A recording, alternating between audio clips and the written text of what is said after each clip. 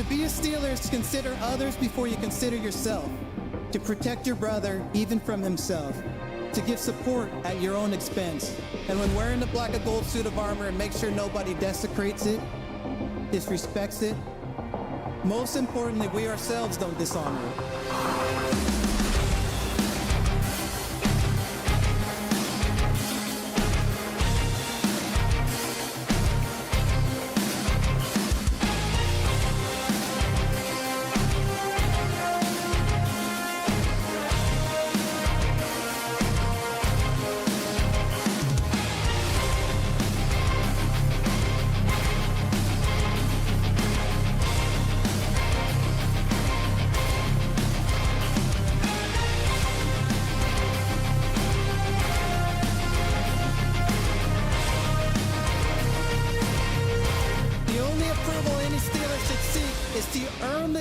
From previous legends who have donned the black and gold.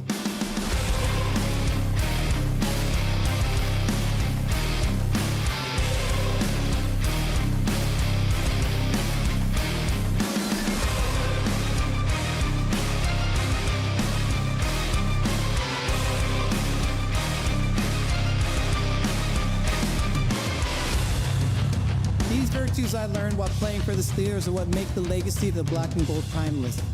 They are passed down in the locker room from the steel curtain to anyone who valiantly wears the black and gold.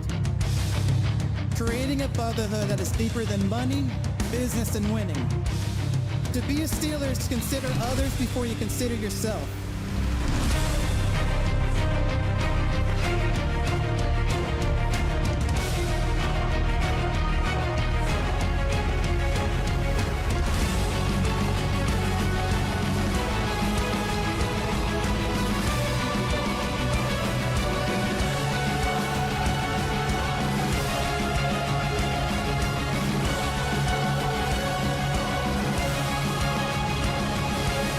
This is our culture, Steeler culture.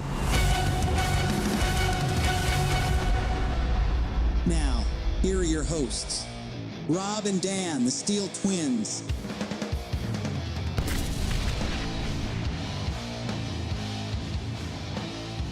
Oh, yeah, man. I'll tell you what, that speech, I don't know.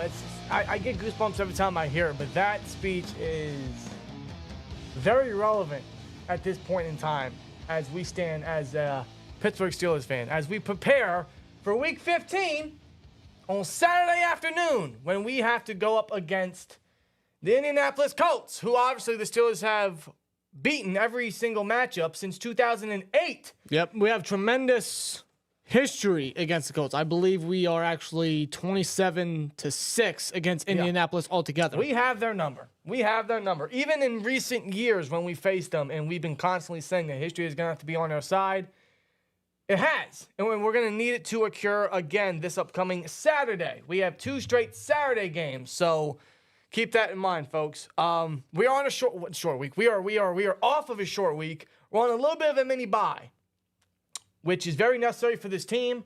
But, I mean, I think we already know that it doesn't matter how much time they have off. It's just we're going to get the same old typical Steelers team that we've been seeing for pretty much all year, but it's been repetitive for years now, hasn't it? Yeah, no doubt about it. But we got the Indianapolis Colts this upcoming Saturday at 4:30, so it's still going to be an intriguing game because this will have major playoff implications around the entire AFC. The entire AFC, as it is a 5-way tie between the Steelers, the Texans, the Colts, the Bengals, and the Bills, as well as, the Browns are 8-5. The Browns are 8-5. So, yes, it's a 5-way tie between the Steelers, Bills, Bengals, Colts, and Texans at 7-6. Yep. For the 6th or 7th seed. Yeah, right now the Steelers are currently the 6th seed, although we lost against New England. We needed the Jets to beat the Texans, which they did. We needed the Bengals to beat the Colts, which they did. So that helped in our favor. After losing to New England, we were out the playoff picture, but because of what happened Sunday, we are now back in as the 6th seed. And the opponent that we're going up against, the Colts, are actually the 7th seed currently. Yes. So everything that we needed to happen on Sunday happened. Now imagine if the Steelers didn't lose 2 of the easiest matchups they had on the remaining schedule, which was one of the easiest remaining schedules for the rest of the season out of the entire NFL league. Now imagine if we didn't lose to 2 straight 2-10 teams, where we'd be lying right now in the standings. Yeah. Pretty fucking pathetic, if you ask me, man. It's very frustrating. It's very frustrating. I hope you guys had a stressful Steelers Sunday, or stressless Sunday. Stressless. Rather. Yeah, I hope you guys. Enough stress for this team. Yeah, I know.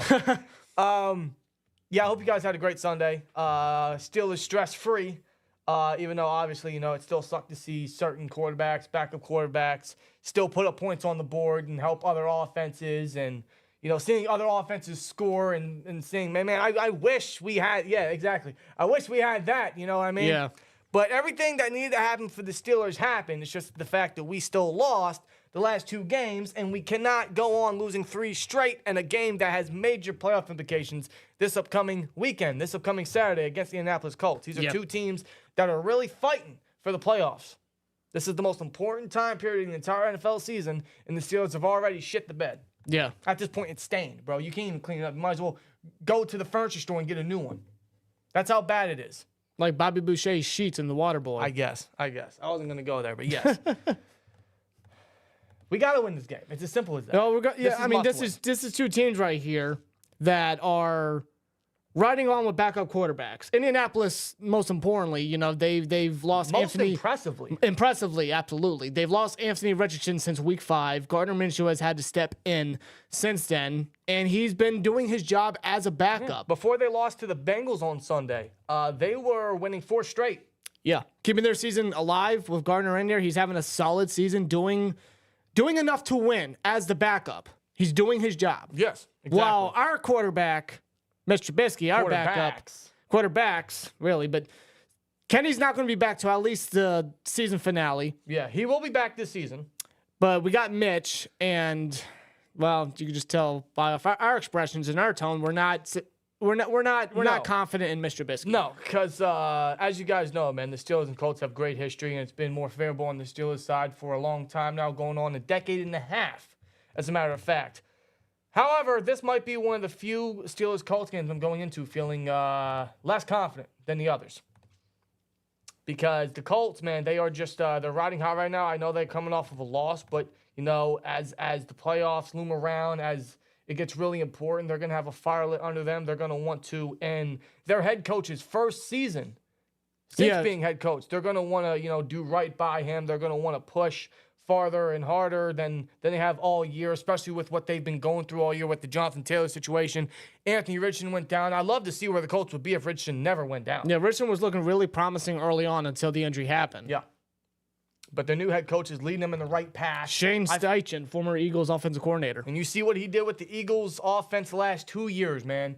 Jalen Hurts, best 2 years since being drafted by the Eagles, man. Yeah. Leading them to NFL bests and Eagles records in many categories. Leading them to a Super Bowl matchup. It's impressive, and you're seeing what he's doing with the Indianapolis Colts, turning that team around despite everything they've been through this year. In fact, when you look at the Indianapolis Colts, man, no disrespect, they don't have a lot of household name value. They don't. Not a lot of star power, but they have Jonathan Taylor. They have DeForest Buckner. They have Anthony Richardson, who's now hurt. Gardner Minshew, I suppose, because, he's one of the better backups. Yeah. Michael Pittman is having probably one of the most underrated seasons out of any wide receiver this year. Nearly 1,000 yards. He's just like, 18 yards shy of it. Yeah, very impressive. They got rid of Shaq Leonard earlier. Yeah. A couple weeks ago. But the guy in the middle there, Zaire Franklin, I mean, he's been a beast filling that role, dude. Yeah. When Shaq Leonard was first a Colt, we all know how great Shaq Leonard was, but when he was dealing with his neck and back injuries, Franklin had to step in, and he's just taken that job, and he's been a marquee key defender for that front seven. He's actually the league leader in tackles this year. Absolutely. I think Julian Blackmon is underrated safety. I think he's been a playmaker for them for the past couple years. Kenny Moore is one of the best slot corners in the league.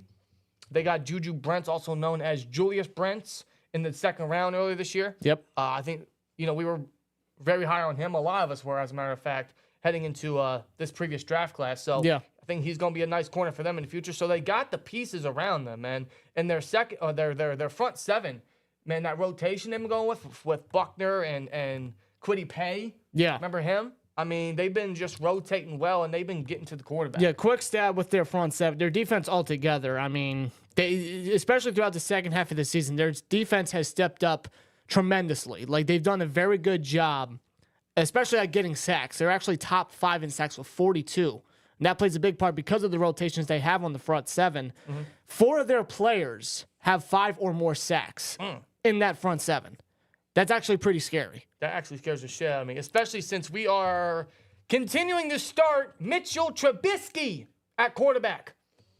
He is the guaranteed starter for this game. In fact, Mike Tomlin, man, I feel like this is good to switch into a topic for today's podcast episode 37 of the Still Culture podcast. He pretty much confirmed that Mitch is safe. Yeah, so, I mean, this sign will not go anywhere. This sign will be relevant for the remainder of the so season. will this one. Yeah. So will this one. These signs will not be going anywhere, just like the Canada sign didn't go anywhere till it happened. No. So these signs will not go anywhere till they happen. But Tomlin pretty much said Mitch ain't going nowhere. No, Mitch is not going nowhere. He's going to remain the starter, and we'll get into what he said regarding Mason and any quarterback competition. But here's a quick stat for you guys in case you guys aren't keeping track, man. So the Indianapolis Colts, their defense has forced a turnover in the last 18 straight games.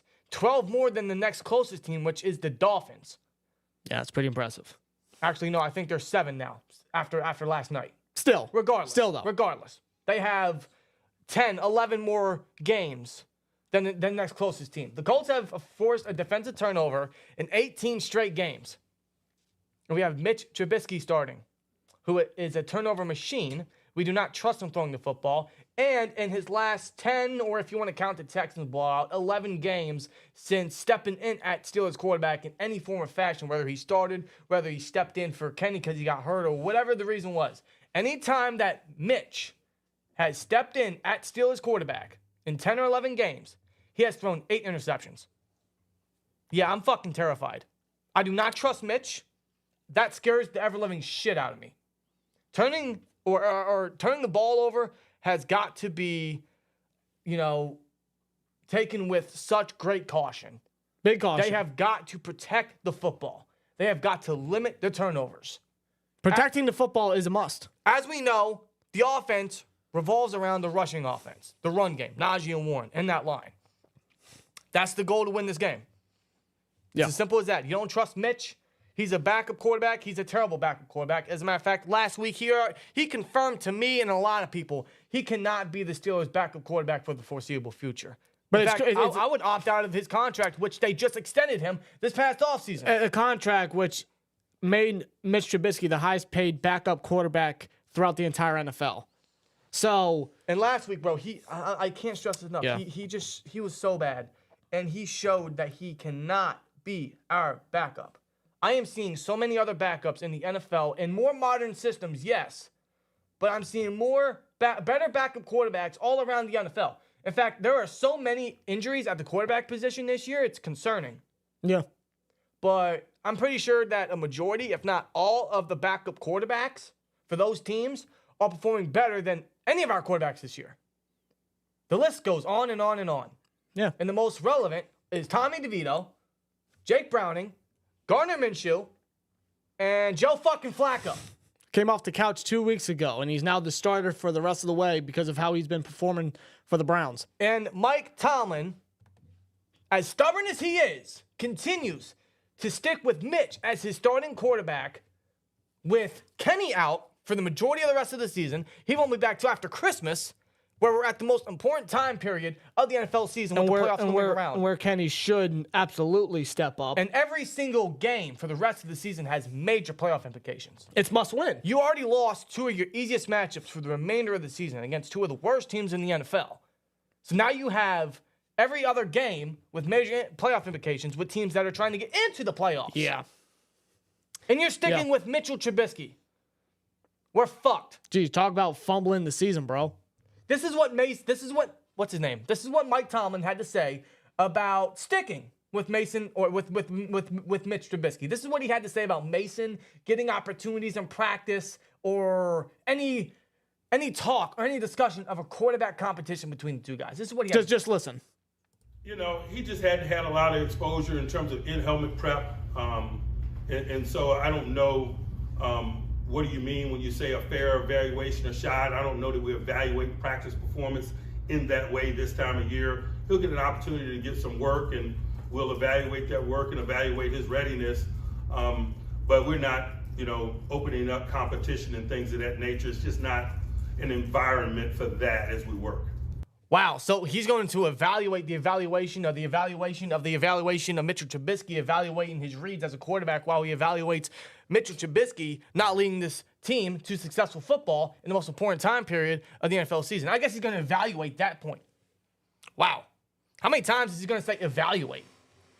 I evaluate Mitchell Trubisky many times as a Steelers fan, and I can tell you right now, man, there have been very few times where he's done his job. It's not been good. And he confirmed that there is no quarterback competition, nor does he think there should be, nor does he think it's appropriate. So no matter what Mitch does, no matter how Mitch performs, nothing's going to change. He's safe. And he doesn't, shows. And he doesn't think that a quarterback competition is appropriate at this time of the season. And what that shows is Mike Tomlin is too comfortable with what he's got. It don't even matter if it's the quarterback position. It could be any other position. He's just comfortable with what he's got. Wow. He's too complacent. He's too comfortable. He's too conditioned with what he has added to the team, what he has under the team. Even if it were Kenny in there, despite Kenny's mishaps playing as our starter, it doesn't matter. He's comfortable with what he's got.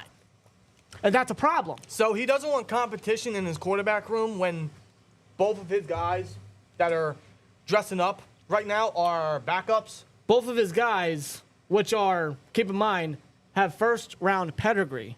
Yet you mentioned guys like Tommy DeVito. You mentioned guys like Jake Browning. Two guys that went undrafted, and they are outperforming both individuals that we have.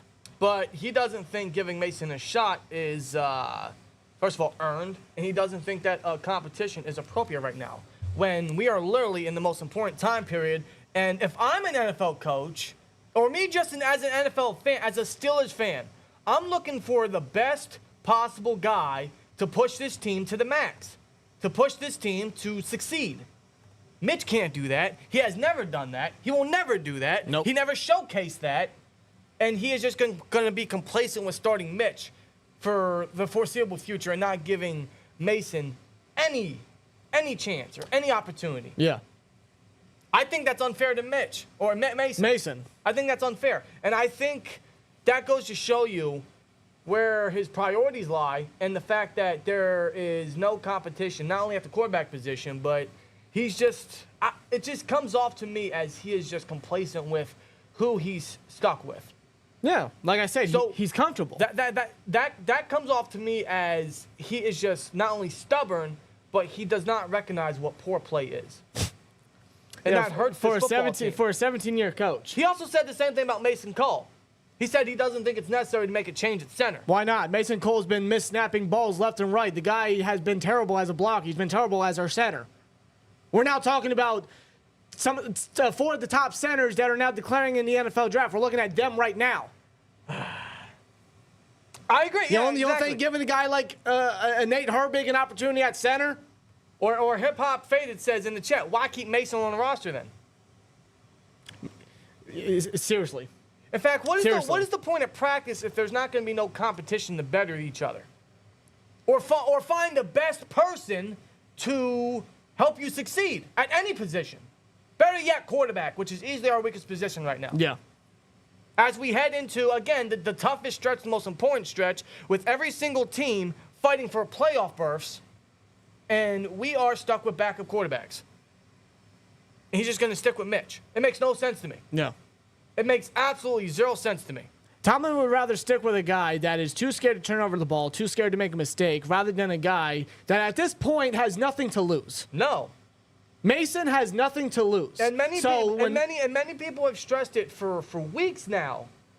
He is just more of a gunslinger. He's not afraid to throw the football, which we need on the offense. All season, we have been stuck with quarterbacks that are just afraid to make a mistake and afraid to sling the football down the field. Mason is the best on the roster at doing such, which the offense needs. We need to get the ball to Deontay. We need to get the ball to Pickens. We need to get the ball to Muth. We need to get down the field. There's only one game this year where we did all that. One game. And ever since then, this team has lost. Yeah. It boggles my mind, dude. It really does. So that's what Mike Tomlin had to say in regards to Mason getting an opportunity or any quarterback competition or any quarterback battle that might be rumored up. There is none.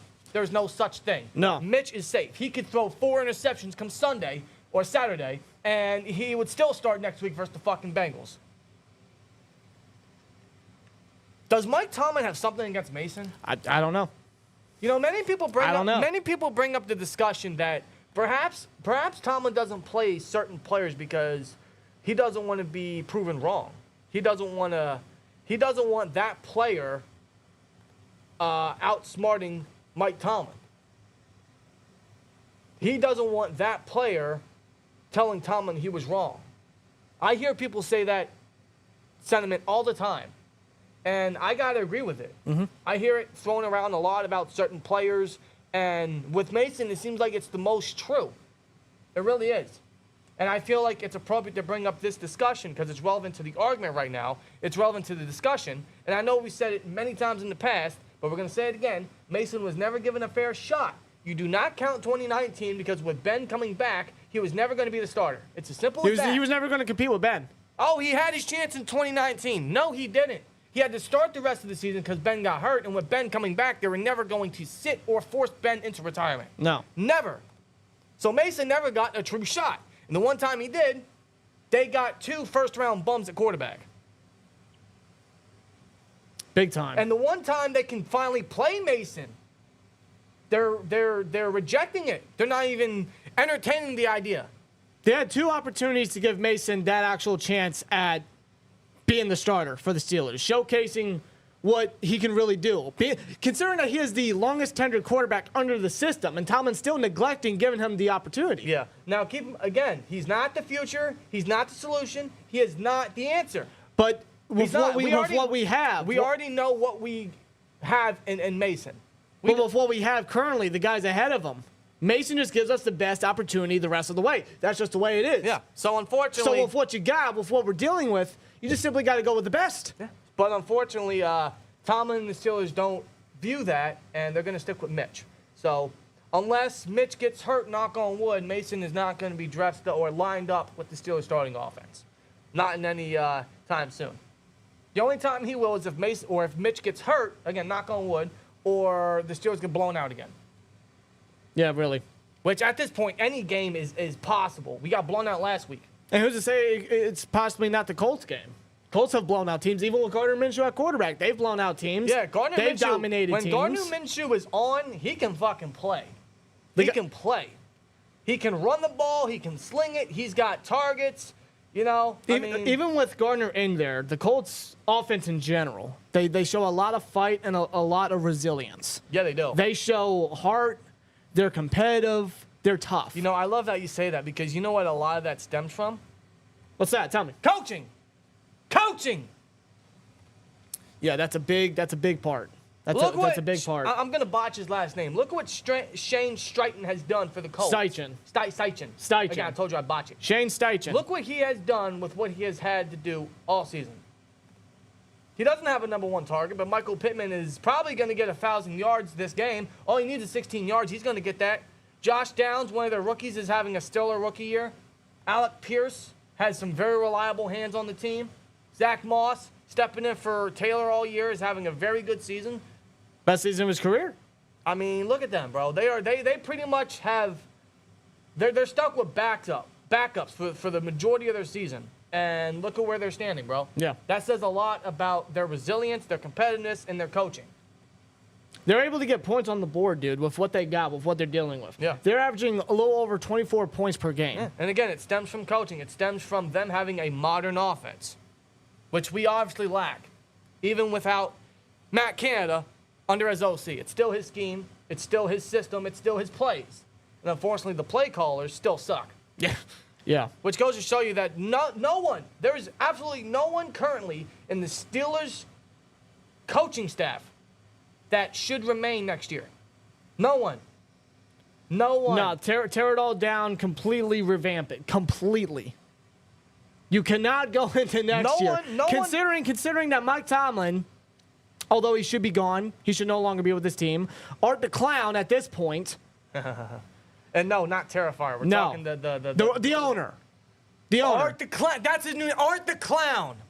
Dan's kid. Bonko, bonko.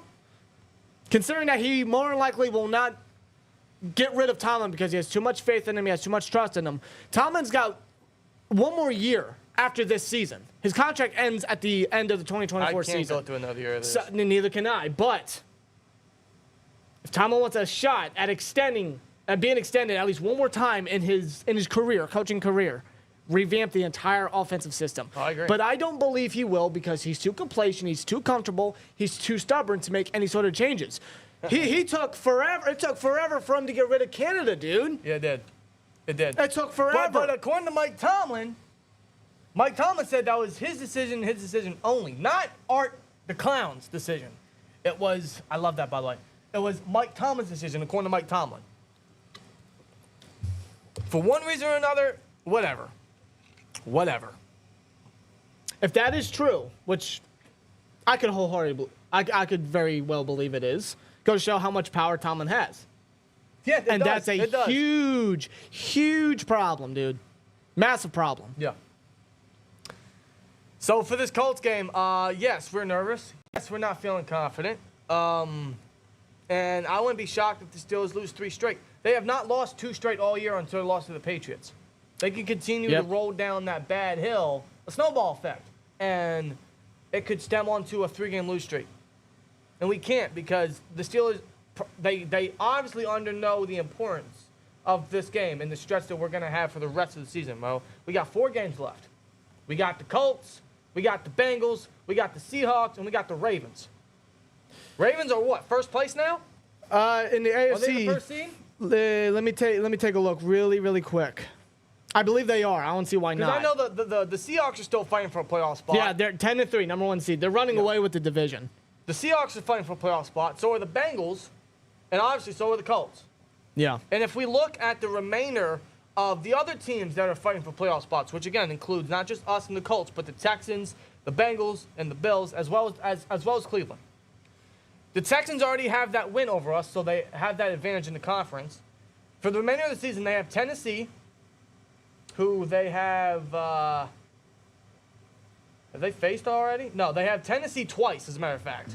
They have them this week and on New Year's Eve. Yeah. And we beat Tennessee on Thursday night a couple weeks back. Yeah, we did. So if Tennessee can somehow, with Will Levis at 5-8, pulling off an upset last night versus the Dolphins, if they can somehow, some way, have a strong end to their season, that would help us in the playoff advantage, because they would hurt from their division record, as well as we would have a win over the Titans, rather the Texans would not. Mm-hmm. Or we would need them to at least split with the Texans, as well as having Cleveland beat the Texans. And the Texans close the season versus the Colts. The Colts have us, obviously. Then you have the Falcons and the Raiders, who we've already beat the Raiders on, Monday night? And they end the season with the Texans. This stuff gets crunched, man. This stuff gets very crunched right now. If the Colts were to beat us and then go on to beat the Texans, and the Texans beat us, that almost solidifies the Texans as having a playoff spot. Yeah. And they could very well beat the Raiders as well. Mm-hmm. In week 17, I think it was. The Bengals have Minnesota.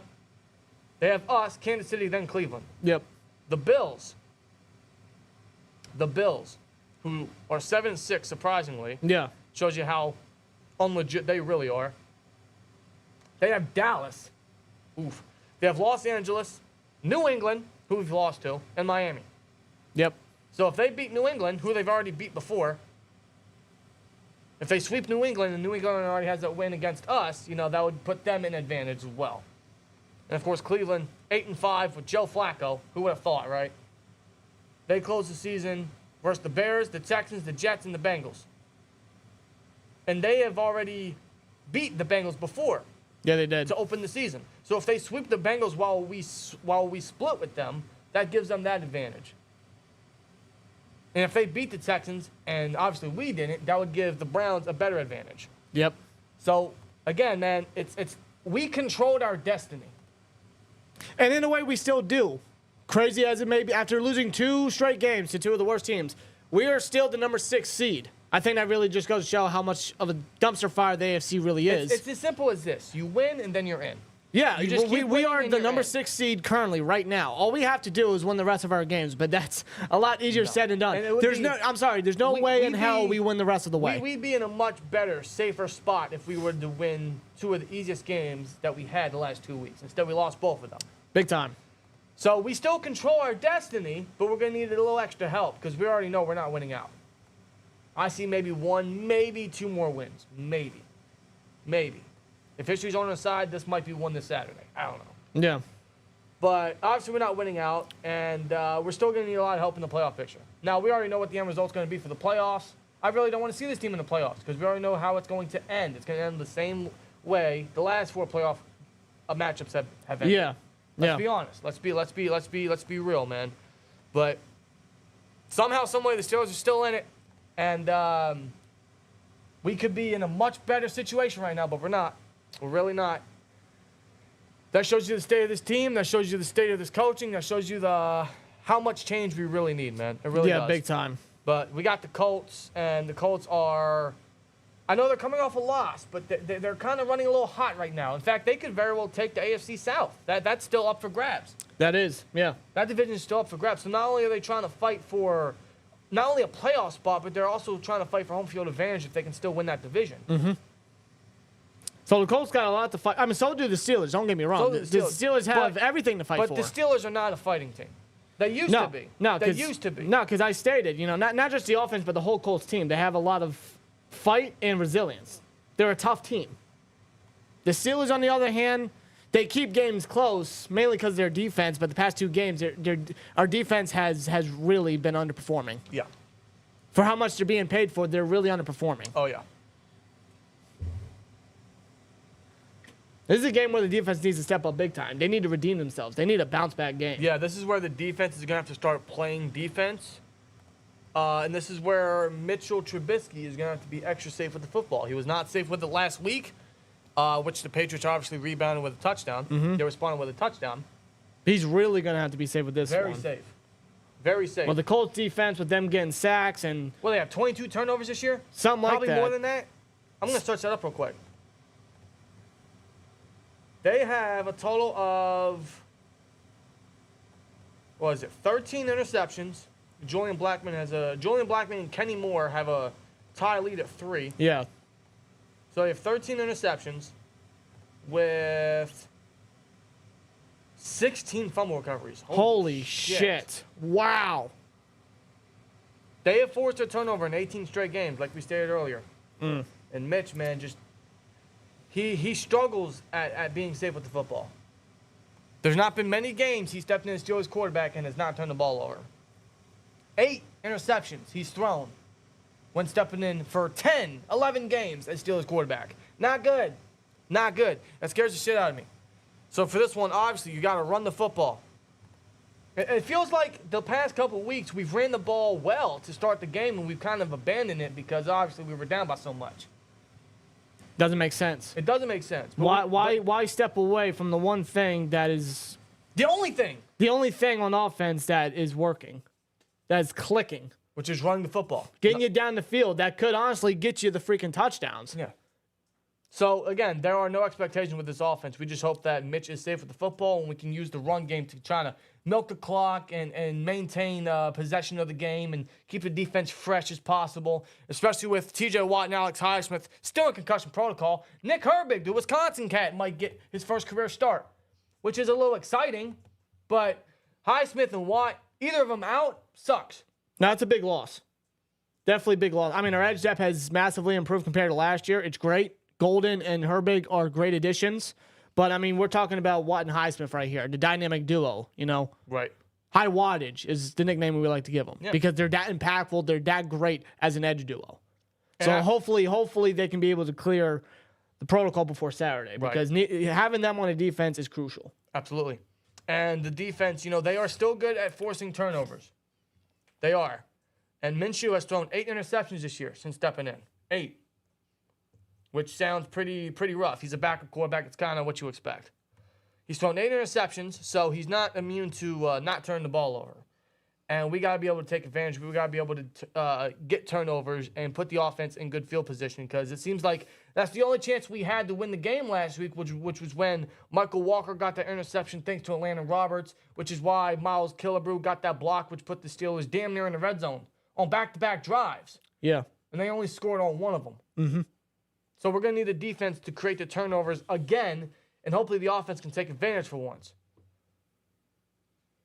That's how we're going to have to win the game. That's how we're going to have to win every single game the rest of the way, is hoping our defense, as overrated as Swiss cheese as it is, to force the turnovers, and hoping our offense can just click. As always.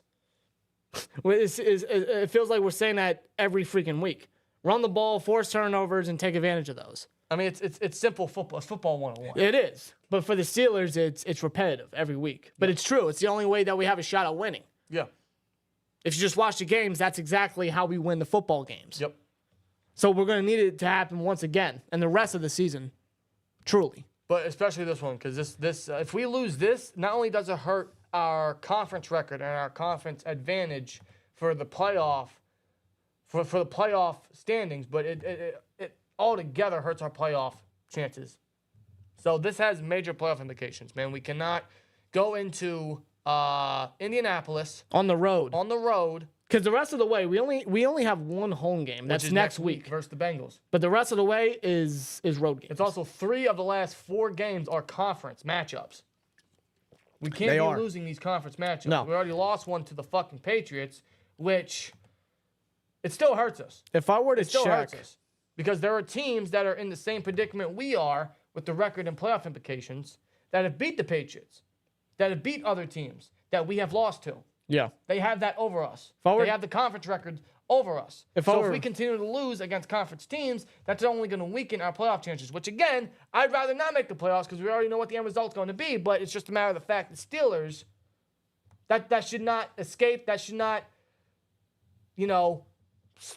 that should not. Because we know the outcome of the That's- playoffs, that shouldn't warrant the Steelers to just run away and say fuck the rest of the way. Exactly. Show resilience. Show fight. Because then that tells me there is no sense of care in the locker room, which there already isn't.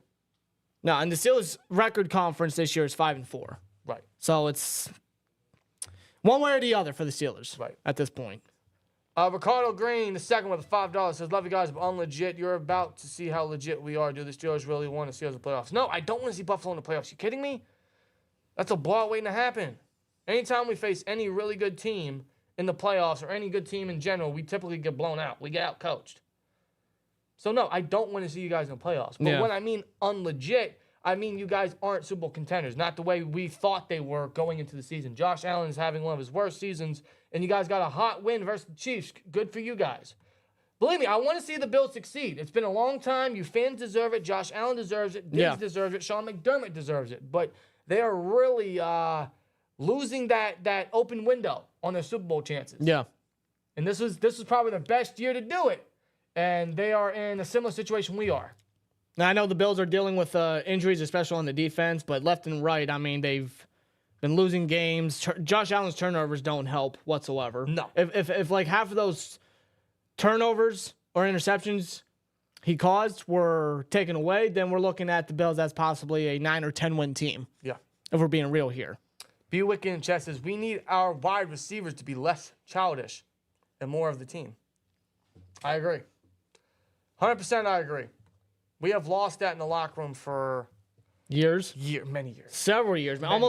Almost a decade, dude. Actually, Almost a decade. if we want to be extra, technical, since this man, Dan Rooney, died. Yeah. Because we already got through the Steelers Colts preview. There's not really much to discuss. It's just somehow win. Maybe we get into playoffs. We'll see what happens. That's pretty much it. And before we dive into the next discussion we're going to have, I do want to give a quick shout out to the Bring the Juice Colts podcast, Derek and Cody. Yes. We will be on their show later this week talking more about the Colts and Steelers preview matchup, as it has a lot of playoff implications for that matchup. So I want to give them a huge shout out. The link to their channel is pinned at the top of the live chat. definitely check out their content. Definitely give them a subscription, guys. And definitely look out for our preview with them later this week on their channel. So shout out to the Bring the Juice Colts podcast. Again, shout out to Cody and Derek, man. Great channel, great creators. They know a lot about the Colts, and this is a great matchup. This is for both teams. Both teams that have great history against each other. And we're hoping history's on our side. But we'll be on their channel later this week, so definitely shout out to them. Again, sub up to them. Look out for the preview later this week on their channel. Shout out to them for sure. But I suppose we'll get into what is really the main topic around Steelers social media right now, which is the absence, the death, the missed culture, or the how do I want to word this? The absence of the non-existence of the Steeler way. Yeah, pretty much. The Steeler way. And there's a reason why we call this podcast the Steeler Culture Podcast, because it's not just a quote that Troy said in his Hall of Fame speech. It's legit. It's something that should be taken seriously. It's something that everyone and anyone that puts on the black and gold should embody. It is what has built this team to great success, to 6 Lombardis, to 8 Super Bowl appearances. And a reputation that should always be lived up to. To intimidation that many teams and players felt for years, even some of the greatest of all time. Tom Brady said himself in his own documentary, when he first played the Steelers in the playoff game, he was terrified. He was terrified to play the Steelers. That is the reputation that this team once held, and that is because of the culture that was passed down from team to team to team, to coach to coach to coach. It's been passed down through legends, Hall of Famers, that have thankfully hoisted up Lombardis for this team, for this city. And unfortunately, that's dead. And I hate saying it, but it's gone. And it's a dying breed. And it all started when this man, Dan Rooney, passed away. May he rest in peace. It all started when he passed away. And there's been no one to pass it down ever since. Some have tried. Some continue to try. And why is this a topic of discussion? Because there are players, current and past, for how many years straight is this? Like 4 or 5 years straight? Years. There have been many players in the past that have spoken out about this. Guys like Ryan Clark and Rocky Blyer. And there have been so many others. Chris Hoke, I think, was one of them. Alan Faneca said a statement on social media. Brian McFadden. There's been so many. Brent Kiesel. There's been so many great Steelers that have spoken out for years about the lack of respect and the lack of culture that we have in the Steelers locker room. Today. The lack of the Steeler way. They've said it for years, and the more years that pass and the more it's said, the worse it looks. And it's truly a reflection not only on the players and their standpoint and their view and their priorities, but absolutely a reflection on coaching. Mm-hmm. This has been said for many years by many legends, by many players, past and current. But most recently from Minka Fitzpatrick and Ben Roethlisberger himself on his podcast. Yeah. And this is what Minka specifically had to say. In order to see fruit, you got to toil for it. I think too many people don't want to toil for it. They just want to walk out here and think that they're going to make plays and think that they're going to perform at a high level. I think we need to have more people that want to work for it and not expect it to be handed to them, because this is the NFL. Nothing's handed to you. You got to earn everything. And I think that, dudes just think that because they're wearing the black and gold that they're going to win games. And I think we need to check their mentality and make people realize that they got to earn that mentality, and they got to earn every single blade of grass, and every single splash play, and every single rep that they get out there. They got to earn it. That's Minka Fitzpatrick on his stance in the locker room and how certain players, certain teammates. And this was after the Patriots lost Thursday night. Yeah, that is his stance on the locker room and how just players have their own set of priorities and how they play on the field. And he pretty much stated, man, just because they wear the black and gold, they think they're going to get their plays, they're going to get their wins, they're going to get theirs, right? Yeah, they simply put on the uniform. They put on the logo like they're Tim Allen in the Santa Claus. Oh, look at me now. I'm Santa Claus, you know. I put on the cloak. I put on the jacket. I'm Santa Claus now. But like Scott Calvin in the movie, he was in denial. And so are the players that Minka is talking about. He didn't throw any specific names out there, but I think we know specific players that have that sense of feeling in the locker room, unfortunately. And Minka's not the only guy in the locker room, current locker room, that has said that. Arthur Millette said something similar last year. Yeah. We were getting blown out, and there were players on the sideline giggling up, laughing, smiling and cheering. Yep. Who was doing that just a couple games ago versus the Cardinals when he scored a touchdown? A certain number 1 wide receiver who's being paid $16 million, and his number is number 18. His name is Deontay Johnson. Oh, look what I did. Look what I caught. I caught something I never get. Yet, all you got to do is look at the play clock. And we wonder, and there are people out there that wonder why we think it's why we're making a big deal out of it. It's just, again, it's a reflection on their priorities, and it shows you what they truly care about. And it shows the lack of culture and the lack of leadership, and it's a reflection on coaching. It really is.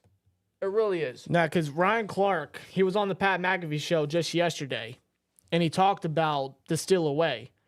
And he stated on the Pat McAfee show that 0 people care about the steal away. 0 people. Again, this is a reputation. This is a culture that is passed down through generations, through players. Troy said it in his speech himself. If I can get the fucking speech up here. Yeah. I'm trying to get the actual There quote. There it is. He said, oh my God. He said this. To be a Steeler is to consider others before considering yourself, to protect your brother even from himself, to give support at your own expense, and when wearing the black and gold suit of armor, make sure no one desecrates it, disrespects it, and more importantly, we ourselves don't dishonor. And that's all these players have been doing for years now. And not only are we, or the players, are dishonoring it, they are letting other teams and players desecrate it. Who remembers when Andrew Wingard, after the Jags game, took a terrible towel from the stands and started waving it in our own stadium? Who remembers? Instead of talking about that in the post game, they'd rather blame the refs for the loss. Remember that? And who remembers the Browns game when a Browns depth chart player, I can't even remember the guy's name, but he's nobody really relevant, but he went up to a Steelers fan in the Browns stadium, took the terrible towel, started twirling it, and then as he walked back to the locker room, started wiping his ass with it. There were there were players that did that in the past, such as T.J. Husmanzada and Akeith Bullock, and look what happened to them. Jeremy Hill, and look what happened to them. Yet our players today are they're not even talking about it. They're just letting it slide. They don't respect it, and there's no one in the locker room to pass down that knowledge and that culture. Troy said he said at the beginning of his speech, this is the exact quote, he said, "These virtues I learned while playing for the Steelers are what make the legacy of the black and gold timeless. They're passed down the locker room from the steel curtain to anyone who violently wears the black and gold." Or valiantly wears the black and gold. Yeah. We don't have that no more. Even Ben said it on his podcast. I want to give a shout out to Steeler U on social media, on TikTok, on YouTube, on Instagram. You guys have probably seen it. Many of his clips, many of his shorts, many of his TikToks. Shout to him. Big time. So he put this together in regards to the Steeler way. This is very, very enticing, man. He put up clips of many different players.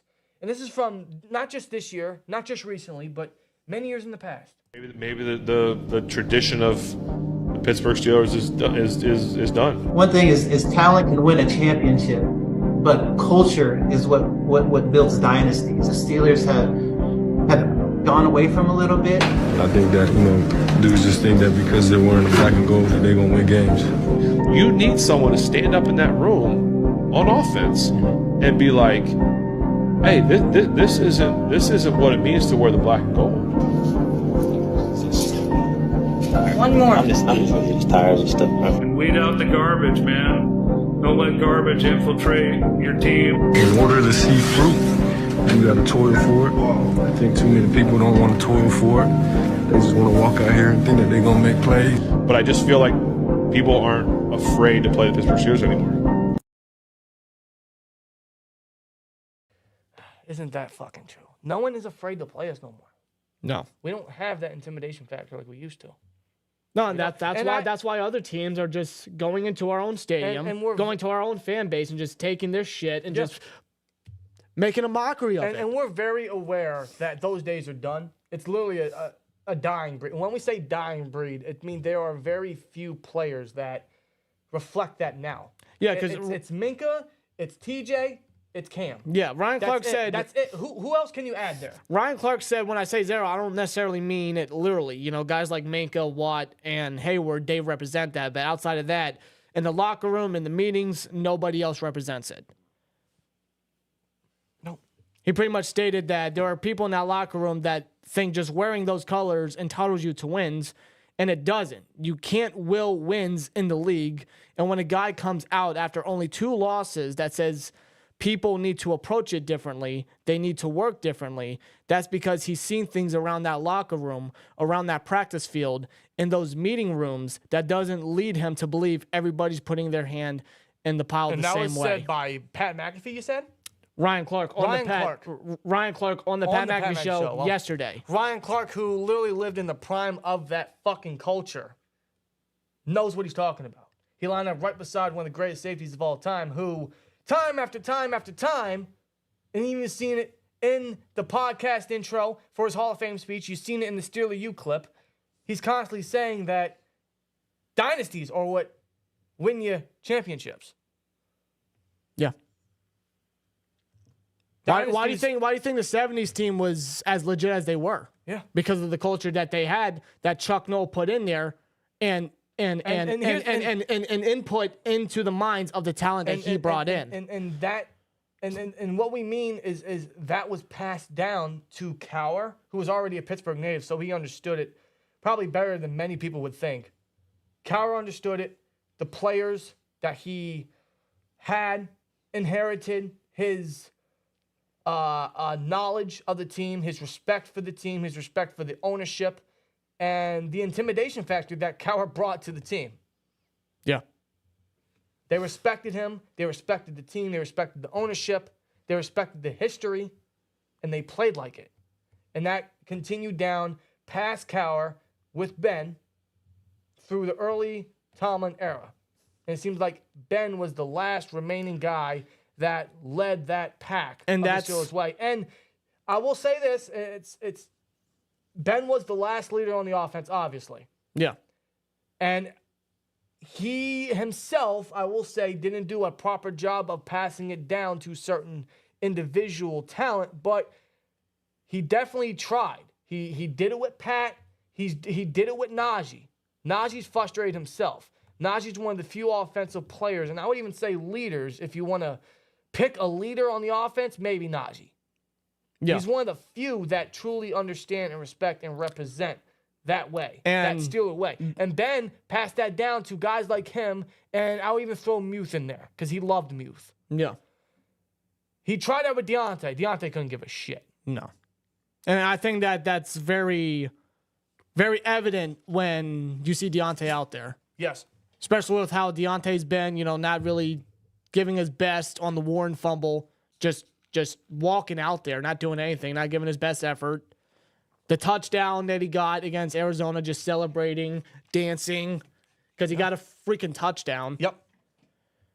And Ryan Clark talked about that too, because, if people are acting that way, because of the 4th and 2 play that Mitch threw. Right.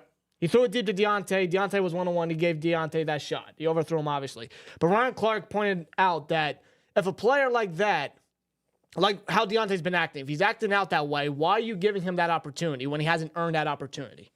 When he hasn't lived up to that number 1 role and how he's been acting? He hasn't. Why give him this shot? Essentially what you're doing right there is you're giving that guy the opportunity no matter how he's acting. That's what Ryan Clark said? That's essentially what he stated, yeah. That's fair. That's a fair argument, actually. It's hard to disagree with it. Especially when you consider George Pickens is the better 50-50 guy, but... Yeah, we're talking about a 6'2", 6'3", 210-pound individual that is miraculous at 50-50 balls compared to a Deontay Johnson who's smaller, who doesn't really have that same dynamic. He's a different receiver compared to George Pickens. The game on the line, but But you mentioned about Ben being, the last breed of He is. implementing Well, he was. the Steeler tradition and the Steeler way, the Steeler mentality. He talked about that on his podcast with Spence. And I got the quote right here. Yeah, listen to this. Ben stated, "When I left, I was kind of the last guard there. Pouncey left the year before. I was the last one there. There was such an age gap for me and everyone else on offense. There just wasn't that Steeler tradition passed down. You have it on defense. Don't get me wrong," which he's not wrong there. Yeah, only 3 people. But you Maybe don't, 4. But, Maybe 4. But you don't have it on offense. You're not seeing, in my opinion, the toughness on offense. Ben continued. He's not wrong. Ben continued and he said, "You need someone to stand up in that room on offense and say, this isn't what it means to wear the black and gold, like you heard in the Steeler U short. This isn't what has been handed down from those teams in the 70s, the Steel Curtain, the 4 Super Bowls, the Knowles, the Bradshaws, the Blunts." And Ben even continued to talk about team traditions. And one of the traditions he talked about was being an advocate of keeping music out the locker room. This is what Ben stated. Listen to this. I'm sorry, all I can think of is Claypool. Yeah, but listen to this. Loser. Ben stated, "When I got there, there was no music in the locker room. You didn't blast music in the locker room because I don't know why you just didn't. I was a big stickler on that when I was in there. So when I walked in, people were like, 'Oh, guys, Ben is in here. You better shut that music off.' The reason it meant so much to me..." I wish we had that. Oh my God. The reason... If only Tomlin. Now listen. To finish off, the reason it meant so much to me was because when Dan Rooney would walk in that locker room, he didn't want it on. He might come to your locker and talk to you. That's what Ben stated about the Steeler way, about the tradition of the Steelers, considering pretty much he's stating that it's no longer there. The tradition is no longer there. It's not.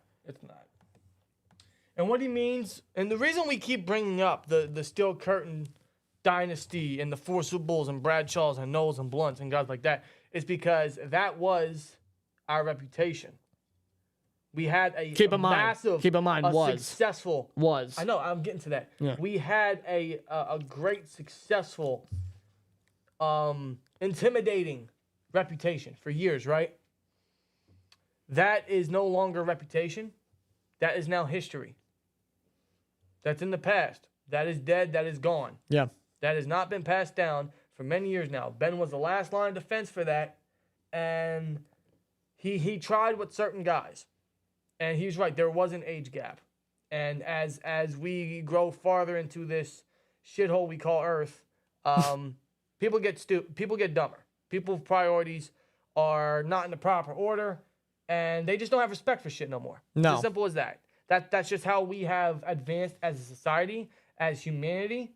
And unfortunately, it's shitty. It is. Mm-hmm. But it's also a reflection on coaching, how that reputation and that, culture is not passed down, because that's where it all starts.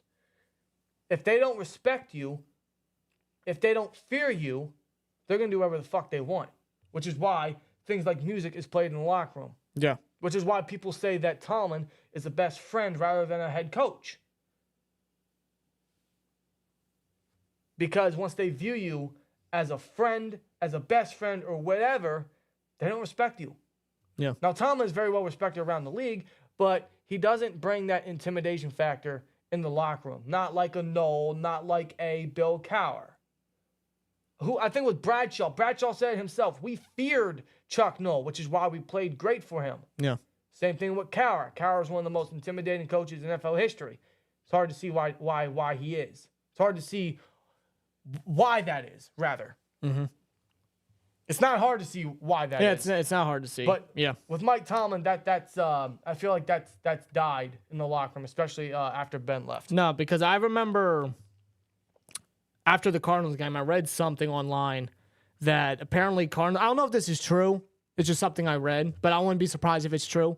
Cardinals players after the win last Sunday, Cardinals players were in the locker room saying you got rid of Matt Canada, but y'all still suck. And they were like laughing and everything. That's what the Steelers have become because of the way that they've played, the way that they've acted, the way that they just constantly shit on the tradition and the Steeler way. We're a laughingstock. Yeah. We are a laughingstock. We're a big meme now in the NFL. It didn't used to be that way. And I hate that these former players continue to come out and say these things about the Steeler culture and the Steeler way and the Steeler locker room. And this has been years now. This is just another year that's reflecting on what we used to be. Yeah. On what is now history and no longer reputation. It's fucking shameful, man. And the more years that this continues to be brought up and said, the worse it looks. And it all stems from coaching. I do believe that. It absolutely stems from coaching. Yeah. We had such a prime view of the culture and the Steeler way when in Tomlin's early years, which was passed to Tomlin. Let's be honest. Let's be really honest. It was passed to Tomlin.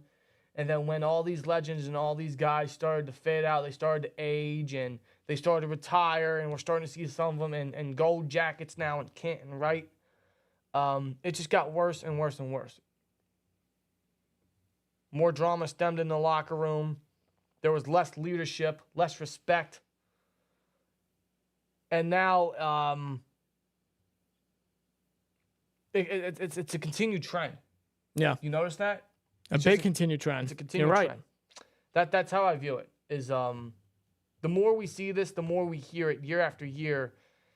It's very discouraging. And I haven't found myself this disengaged as a Steelers fan in a long time. Probably ever, as a matter of fact. Yeah. I haven't been this disengaged, which is why we say change is necessary. That's exactly why we say change is necessary. Yeah. It's been too long with Tomlin, too many years. He has very much underwhelmed with so much, with such greatness. And it's stale. It's very stale, and it's reflecting on the locker room now. It's reflecting on the locker room and the way they play and the way they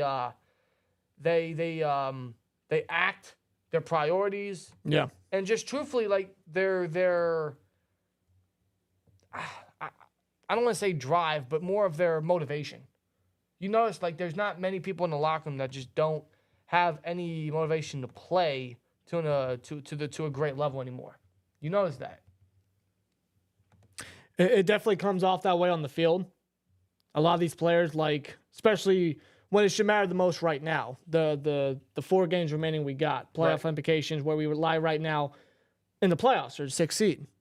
This is where they should want to step up. That should be their motivation. We're in the playoffs somehow, some way. But this is where we need to step up. This is where we need to play our best ball. This is where we need to take the Steeler way, the Steeler mentality, and go out there and live up to what those players previously put out there for us to live up to. Yeah.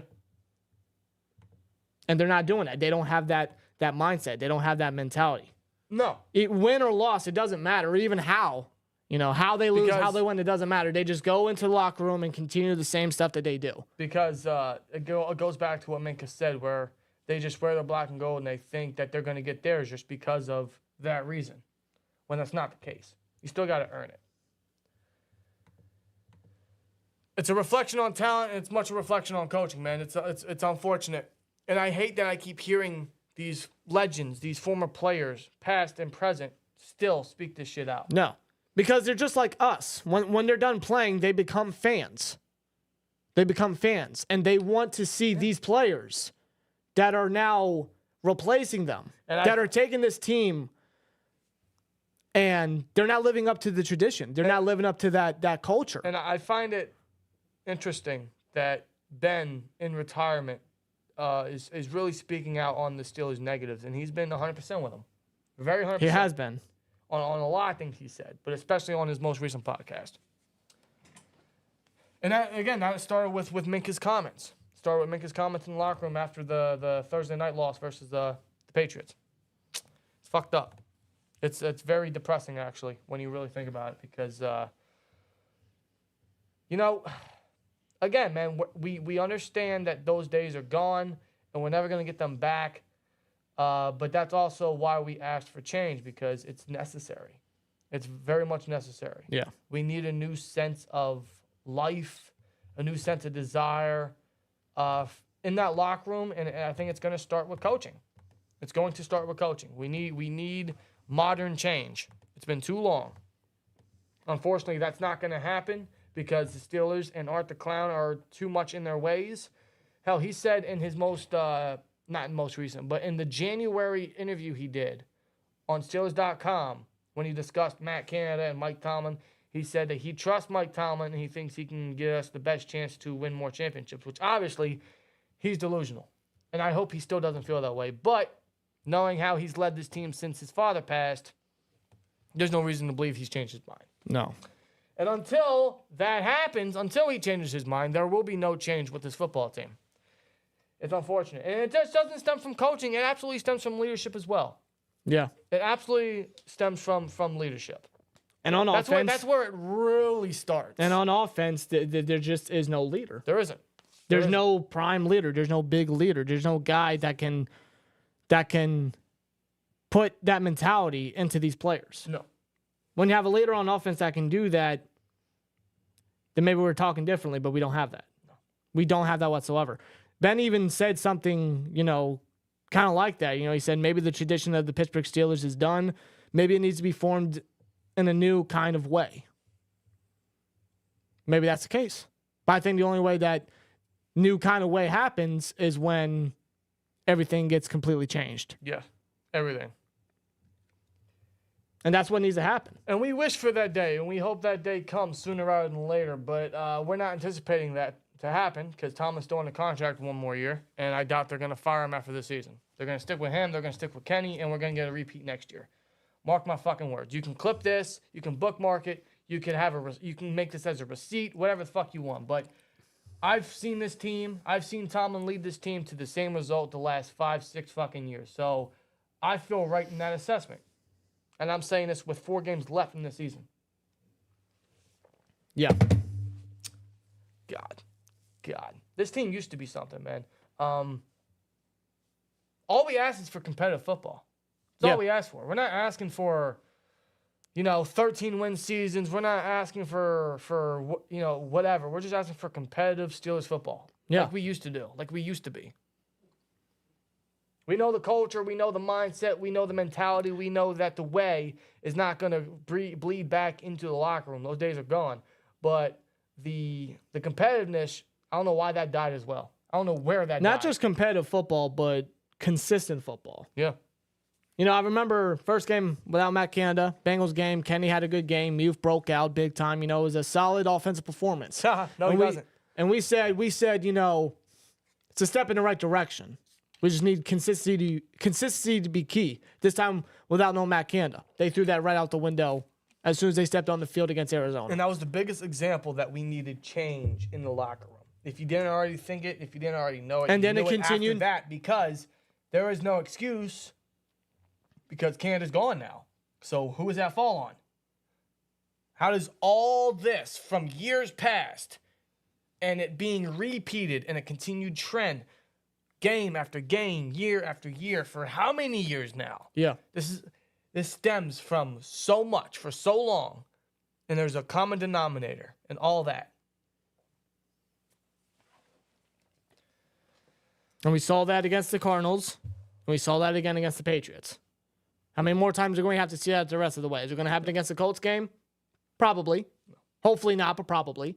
We're going to see it against the Bengals? Possibly. The rest of the way? Possibly. Right. Next season? Absolutely. As long as Tomlin's the head coach. Absolutely, we're going to see the same thing. No, we're never winning anything major with Mike Tomlin ever again. In fact, we're not going to win. We're not even going to win the division with Mike Tomlin ever again, dude. We're not. The Ravens are arguably an elite team. The Bengals are so much more modern than we are. They have a better quarterback.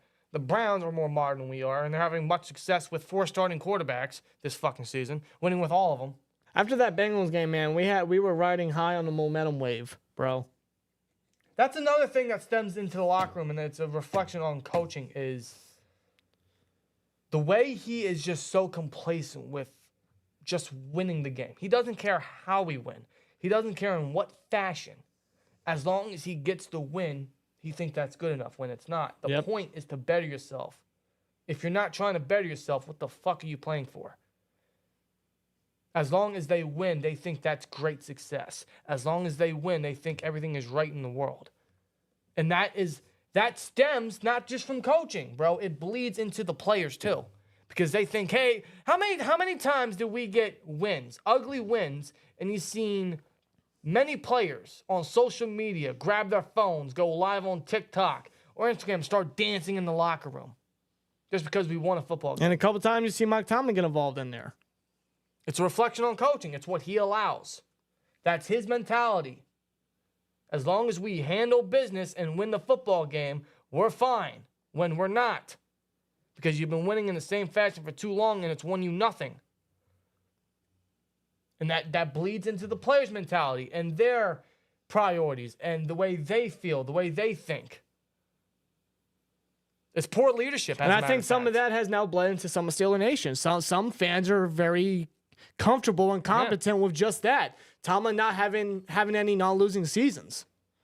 And the fact that, we say Tomlin needs to go, and then fans out there are saying, oh, but if you get rid of Tomlin, he'll just get picked up in 5 minutes. Some of the fan base grew up post the last Super Bowl run era. They grew up with Bell and AB and Prime Ben and the mid-2010s. Right. Some of us were fortunate enough to grow up with the Steeler culture, with the Steeler way, with some of the prime years that this organization will ever recognize, ever see, right? When we look at history. Some of us were fortunate enough to see that. Many of us were able to see the entire team built. We see a lot of comments that fans have watched through the 70s and the 80s and the 90s and 2000s and beyond. There have been fans that have seen all of it. Yeah. There are fans like us that have seen the mid-2000 teams and the ending of that and where we're at now. There are fans that never saw the mid-2000s and only seen A, B, and beyond. That's it. And that's what they're used to. That's what they grew up with, and that's all they know. They don't recognize the Steeler culture or the Steelers' past. Some of them don't recognize. They don't understand it. And that's not just the fan, because it falls on the players too. Yeah. Because it's all about passing down through player, through locker room, through generation. It's like the big brother sort of deal. You want to set a good example for the next guy, right? You make a great point about that. I'm glad you brought that up. But the fact is that's not being tossed down. No. That's not being taught. No. And because of that is why the Steelers are the way that they are. Right. And which is why we're in the situation we're in now, which is why we've been in this situation for the last 5 years, and we're not going to get out of this situation until change happens. And then perhaps, maybe, in a couple of years from now, we'll be discussing, a better locker room environment, a better state of this team, a more competitive side of this team. Maybe we can make a deep playoff run once again, which we haven't done since the prime Killer Bee era, in which where we got to that peak, we still got blown out. Yeah. So, I guess trending back into the Colts matchup, we win this game, we help our chances into the playoffs, but we already know, man, this team is not going to make a deep playoff run. No. If they make the playoffs, we already know what the end result is going to be. So is there even a point? For the Steelers and the coaches and the players, their mentality should be, yeah, there is a point. I want to get to the playoffs. But us fans already recognize what the end result's going to be. But that doesn't mean the players and the people that we watch, the people that we criticize, the people that we judge, the people that we spend our hard-earned money to watch and view and listen to and, invest our time, our engagement, our emotions into. That doesn't mean they should just not give a shit. Just because we already know what the feeling is doesn't mean they should feel that way as well. Prove us wrong. Exactly. That should be their mentality. If that's the way you think, well, then we'll show you. We'll show you what we are really made of. We'll show you what we can really do. No, but more times they're proving a lot of us Steelers Nation wrong. But we're not playoff worthy. We're not playoff deserving. It's the truth of that. It's the truth of that. In fact, if we lose out, that might be better for us because not only does it give Tomlin his first non-losing season, which if that doesn't put a chip on his shoulder, if that doesn't put him on the hot seat, if that doesn't light a fire under Tomlin, then nothing will. Nothing will. Yeah. But not only would that give him his first non-losing season, or his first losing season rather, that would give us better draft position. That would hopefully flick a light bulb to the Steelers front office, to the Steelers,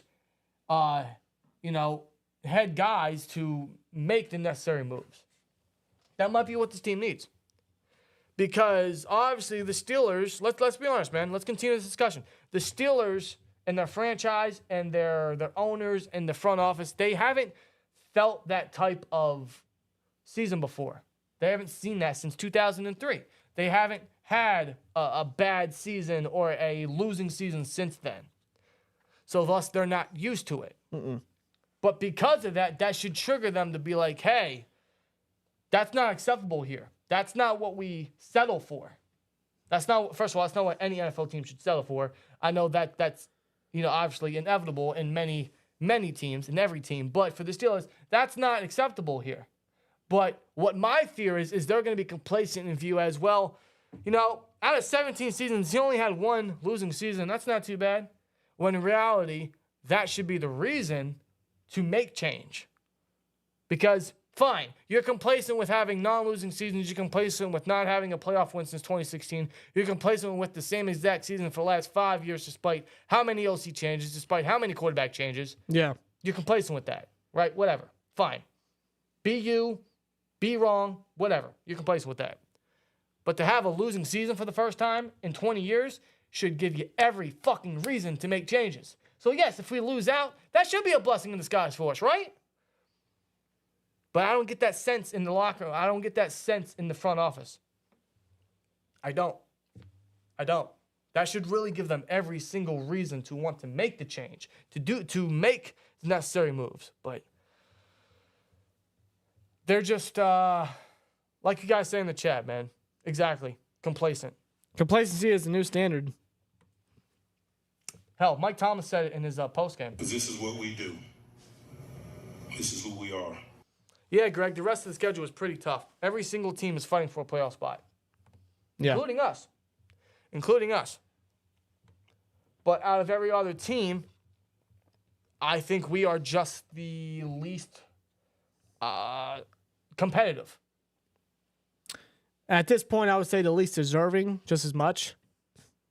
But I would have to agree, the least competitive. Yes. I mean, the Bengals are more competitive. The Bills are trying to keep their season alive despite, the season they've had. Yeah. The Texans, of course, they're more deserving with what they're trying to grow and improve. Oh, absolutely. You see what DeMeco Ryans is doing. You see what C.J. Stroud, I still think leads the NFL in passing yards in his rookie year. Like, holy shit. He might be up there, yeah. When was the last time a rookie quarterback led the league in passing yards? That's impressive. I mean, okay, Tua does. But Stroud's not behind him. Still, that's fucking impressive. Yeah. Yeah, the Texans deserve it more. The Colts deserve it more. Fuck, man. I hate to say it. Maybe even the Bengals deserve it more. The Bills definitely deserve it more. Dude, the Broncos were 1-5. Bro. They were 1-5. Now they're just one game away from being first place in the division. Yeah. From the Chiefs. They could. Sean Payton could have said, "Fuck this year, okay? Fuck this year. We're 1-5. There's no point." No. Right. No. They played better. They went out there and said, "Fuck this. I'm not losing anymore. Yep. I don't want this season to be a dud. We got to make the best of what we got through the Seahawks trade." Yeah. Exactly. And look what's happening. The Broncos are very competitive. Their defense stepped up. Russell Wilson's having a bounce back year. Sean Payton is moving them in the right direction after the bad start. Yeah. They're really rebounding. I thought Sean Payton was just another Mike Tomlin. Because he had a Hall of Fame quarterback that carried him. Exactly. Like Tom Brady with Bill Belichick or Big Ben Roethlisberger with Mike Tomlin, right? Almost knocked down the fire Tomlin time. Excuse me. Gotta use the bathroom. I'll be back. What's the chat saying, huh? Broncos have more grit than us. Broncos cook. Yeah, you're not kidding, man. They have grit. A lot of these other playoff teams have more grit. I don't see that in the Steelers. Until proven wrong, I don't see it. I don't see it whatsoever. Somehow we're the number 6 seed. I think that says a lot more about the AFC than the Steelers, to be completely honest. After losing to 2-10 teams, we don't deserve to be in the postseason. We don't deserve to be in the playoffs.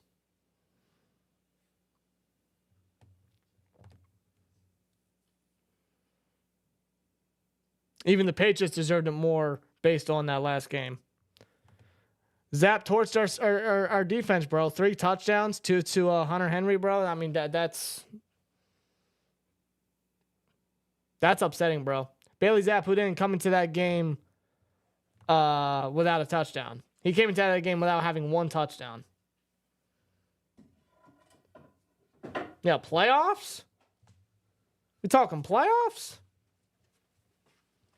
I return. We don't belong, bro. No, we don't. All right. I know it's 3:15. You got to get to work soon. Work was nice to me and gave me the day off. Lucky you. I wish they would have done that for Saturday. Because, as you guys know, we'll be live for the Colts and Steelers matchup for Saturday.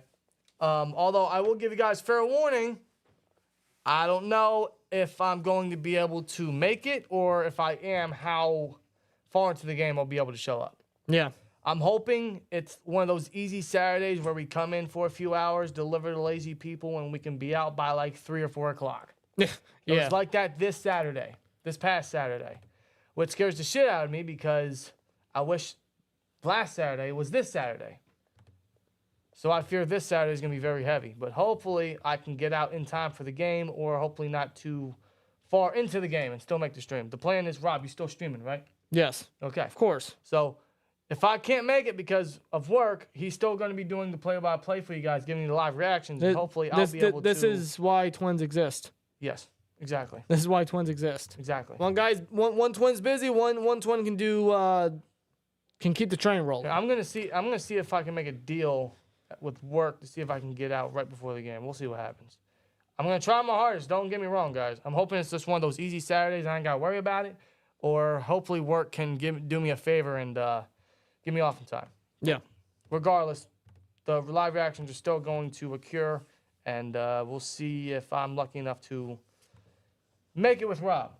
But regardless, that's the goal. The live reaction is still going. And surprisingly, for the first time in a while, the Steelers are not the head voters for the live chat. Who wins this game?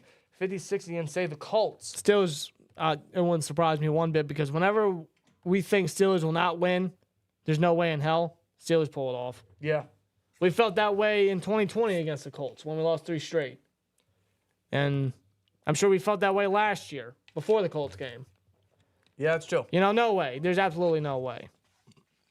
Well, here we are. Come Saturday, Steelers could very well pull off the upset and get another win and keep their playoff hopes alive. Yeah, let me put a new poll in the chat. Remain as the 6th seed. I'll put a new poll in the chat for you guys. This will be the last poll real quick. I want to get you guys' last minute thoughts. Because I'm not typing anything. Nope. Good thing you noticed that before typing all that. I know.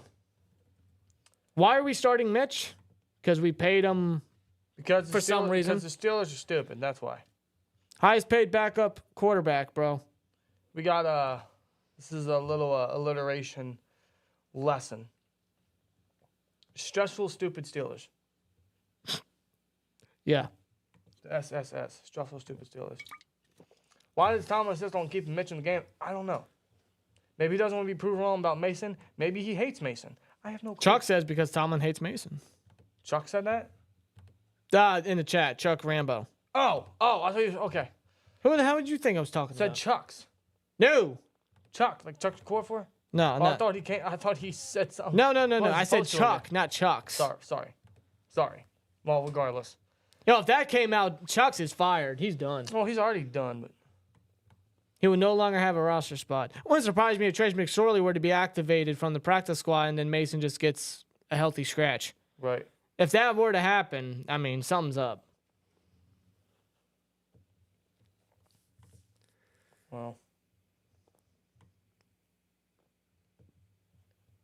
Let's see what the poll's at. Do you want the Steelers to lose out? Many of you guys say yes. Okay. Let me ask you guys why. Why do you want the Steelers to lose out? I'm not disagreeing with you, but why? I just want to know why. Do you think it will fire Tomlin? Do you think it will force the Steelers to make changes? Do you think they will make changes? Do you don't want them to make the playoffs because you already know how it's going to end? Do you want them to get a better draft pick? I mean, what do you guys think, man? Draft pick? High draft pick. Okay. For some change. It could be everything. It could be all the above. Fire Tomlin. Hey, shout to Steel You. He's in the chat. How you doing, brother? Yes, he is. What's up, bro? How you doing, man? Appreciate you for giving us permission to use that clip, man. So shout out to you. Shout out to Steeler You, man. A rude message will be sent. I just want a playoff win. I don't care. Steeler You, I mean... This would be the year that we somehow get a playoff win, wouldn't it? Coming to the season, I mean, that's what we stated, you know. A step in the right direction. Yeah, that was... For the season. That was our I remember coming into the season with the free agents that we brought in and the draft class we had. Lots of talent. Looked like we improved. On paper, looked like we improved. We did. I thought. Yeah, that's exactly like we thought. And then it turns out to be something that's not. We were disappointing. Yep. We're arguably worse than last year. Yeah, because we said the ceiling for the Steelers was a playoff win. Very much like the Jags last year, where they make a step in the right direction. They make a decent leap. And it's been anything but. Yeah. You know, a playoff win shows, hey, the Steelers are coming back, you know. We're back, man. The Steelers are here again. But nope. No, it doesn't appear that way. Nope. That's unfortunate. This team has regressed. It sucks that we've kind of settled down our standards for only a playoff win, but we haven't won a playoff game since 2016, and that is the longest drought the Steelers have not won a playoff game since the pre-70s, I think. Mm. In fact, let me see if I can, because I seen a tweet on it a couple days ago. Let's see if I can find it, because I got to get the exact wording. But I know, like, our playoff win drought since 2016 is the longest we've had in a long time. Yeah. And it's despicable. By the way, I believe it. By the way, for those that don't know, I've seen some of you guys say it in the chat, and I don't know why it's just coming to me now. Keanu Benton is now a starter. Yes, he is. Keanu Benton is now the starting nose tackle, so expect more Keanu Benton, at least I hope so. And thank goodness. I don't know why it took Tomlin this fucking long to make the decision. The rookie should have started way out the season, but just like he is with Mitch, he's super stubborn. That's the thing with him, man. He's stubborn. He waits till it's too late, essentially. He waits so damn long. I don't get it. Like, he's the guy watching these players in practice. Yeah, I know. You drafted them because you needed to fill that position. And they're going out there showing you, hey, this is why you drafted me. Bless you. God, and sorry. And Tomlin just waits. Like with JPJ, you're not ready yet. Why not? Why not? He's playing better. He was playing better than JPJ and Levi Wallace, and he has been. Keanu Benton, he's closing up lanes, you know. Terrell Austin has given him nothing but praise on how much he's advanced already in his rookie season. The run offense is finally going when Broderick in. I mean, no, you're not ready. You're not ready. Why not? So, shout out to Blitzberg on Twitter. He said a couple days ago, this is shaping up to be 7 years without a playoff win for the Steelers. It's the longest drought for the Steelers since pre-1972. Again, if that does not force the Steelers front office to make changes, I don't know what will. As spoilish as it may sound, I understand. But if we have our first losing season since 2003, and we continue this long playoff drought, which has been the longest since before we even won our first playoff fucking victory, that should force the Steelers to make changes. That should tell them, hey, this isn't acceptable here. This isn't what we settled for. This isn't working anymore. You're gone. Yeah. It's just strictly business. Nothing personal. You got to go. That's what should happen, right? Actually, I don't even think it sounds spoilish because that's truly our standard. We don't settle for that. We don't settle for this lack of mediocrity. No, we don't. We don't. Fuck. Why should we? Why should we settle for this lack of mediocrity? Why should we settle with the same movie year in and year out? How can anybody sit back as a fan and just be comfortable and complacent with 9-win seasons and a blowout in the playoffs. Yeah, dude. Not winning a playoff game since 2016 with the talent that you had, the seasons you've had, right? 2017, that was your best chance. You failed. Yep. Because you looked past the Jaguars and looking straight forward to Patriots. 2020, you failed because you didn't live up to your 11-0 streak. Yep. And you got blown out by a guy that's no longer with the freaking team. So if I'm correct, the longest playoff drought we've had, because our last playoff one was 2016 where we beat the Chiefs with just field goals. That was our last playoff win. Yeah. We haven't won a playoff game since. And our first playoff win was obviously the game where Franco made everything happen. Yeah, the Immaculate Reception. The longest playoff drought in between that and now was, let me see here, because I'm very curious. It was, give me a minute. Yeah, you're going to be looking for some time, aren't you? Because from 1979 to 1984, we didn't win a playoff game. So 1979 to 84. 79 to 84 was our longest playoff drought in between that, I believe. Yeah, 5 years. I believe. At least from what you're seeing. Oh, let me continue to look.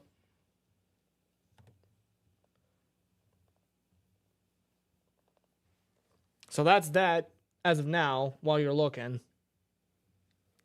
1979 to 84 was before recently the longest drought of a playoff win for the Steelers. Yeah, I mean, if you want to count the mid-'80s where we didn't win one from 84 to 89, then sure, because we didn't make the playoffs in between those seasons. Yeah. So from 85 to 88, we didn't make the playoffs.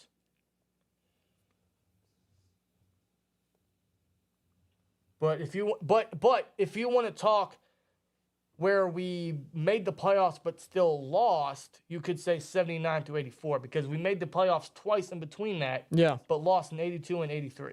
Mm-hmm. So in between 84 and 89, we didn't make the playoffs.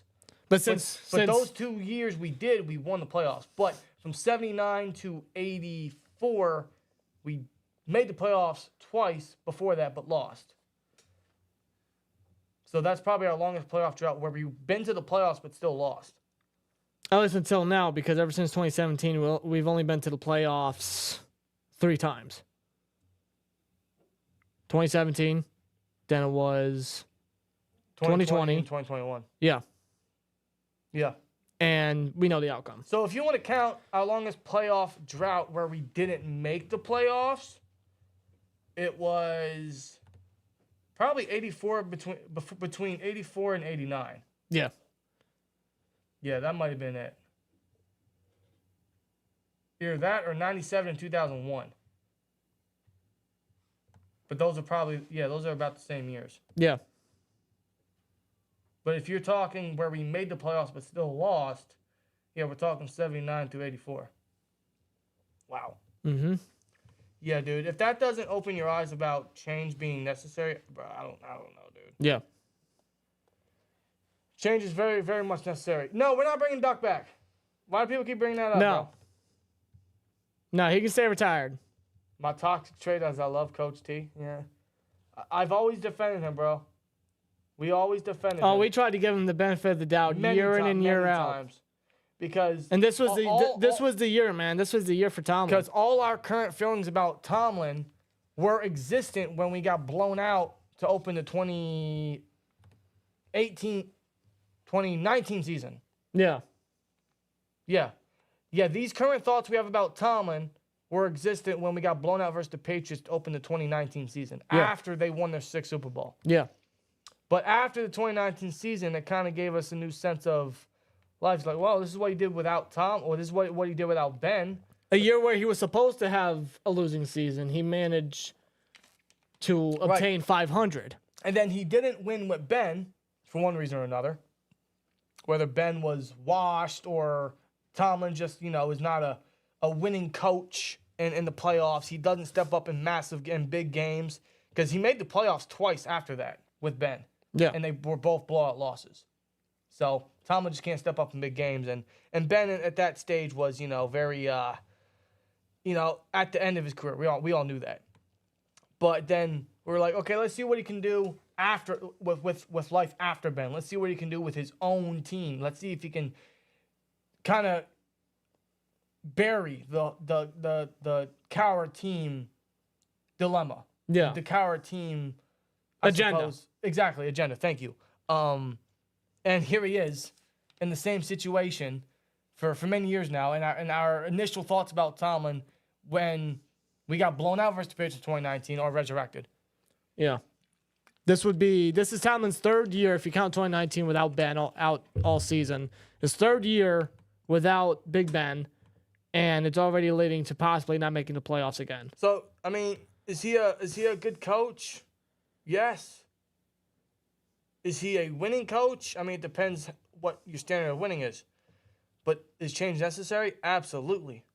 Absolutely. I did not see AB live yesterday. He went live yesterday? I think he had a Twitter space saying Freemason. Oh, was that it? That's what I heard. Was that it? That's what I heard. He hosted a Twitter X space, whatever you want to call it. First of all, he made a tweet. Let me see if I can I know the tweet. He said Freemason. He's not wrong there. Well, he's never wrong. He's kind of wrong. But he said Freemason Rudolph, Eskimo Brody, let him play already. And then he had a Twitter space. I don't see the lie there by AB. Said Freemason Rudolph. Let's see if I can play it. I didn't listen to it yet.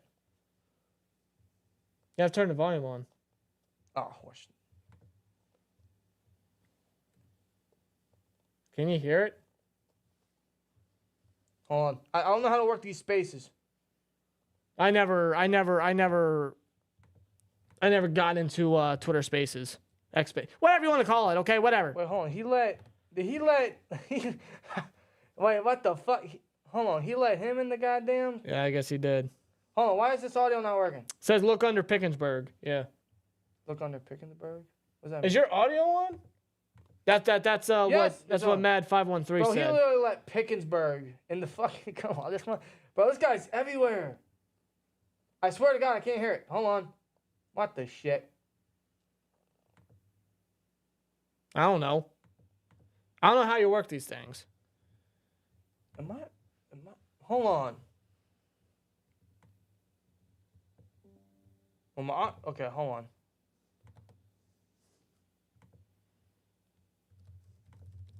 I can't hear it.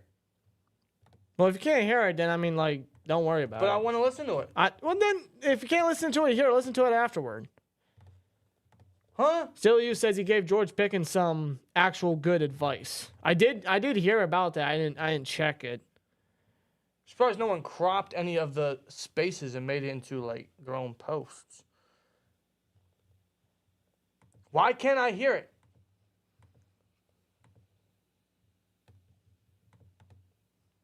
I don't know. I don't know how it works. All right, this is kind of pissing me off. Do it on your phone. What the fuck, Elon? Whatever. I'll listen to it later. Damn it, I was really trying to get some actual audio live here, but let's see. Yeah, as strange as it may sound, maybe they could take some advice from Antonio Brown. I know he's not the greatest role model, but I mean, he knows a lot. He's not exactly wrong in many of his, I suppose, what do you want to call them? Statements. Yeah. He's been through a lot. Play it on your phone. Good idea. Where's my phone? You don't have your phone. It's over. Hold on. I left my phone by the computer. Son of a bitch. That's your fault. All right, how do I get it? AB? Actually, no, I'll get my phone. No, I got it here. I have an idea. Oh my God. I have an idea. Let's see if it works this time. You're not gonna do the Bluetooth, are you? Bro, you read me like a book, bro. I swear. Well, it's not hard with it's not hard with you. This twin thing is It's not hard with you. I forgot I broke this chair. Bro, this thing 29 minutes long. I'm not playing the whole 29 minutes. I just want to hear some of it. We can make an entire separate live stream just listening to the AB short. Oh.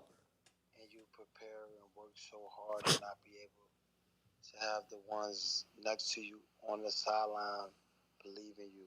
Shout out to Steelers Nation for that chat last night for my Eskimo Brody. He said Mason Rudolph. I wanted to join the spaces today for guys like Mason Rudolph, hardworking people that never call him an get the Eskimo, opportunity bro? Hold up. or never get to do what they desire that Let's see they if this know works. they can do. I'll stop. All right, hold on. I'll pause it. Like to watch your It works. Can y'all hear lose it? a game and you prepare and work so hard and not be able to have the ones next to you on the sideline believe in you. Shout out to Steelers Nation for that chat last night for my Eskimo Brody. Shout out to Mason Rudolph. We can hear it. I wanted to join the spaces I'll today do for that. guys like Mason Rudolph, hardworking people that never get the opportunity or never get to do what they desire that they know they can do. Belief. I'll start with belief. Belief is a beautiful thing. You gotta believe in yourself, even in the midst of when other people don't. So, my Eskimo Brody find himself in a situation where he believed, but you gotta make others around you believe as well. So shout out to the Steelers Nation fans for that Mason Rudolph chant. You dig? I hope some good Steelers Nation fans are here to join. Got a couple requests. I want to add some of these Steelers Yinzers to the request. See who's gonna get on here and got some motivation.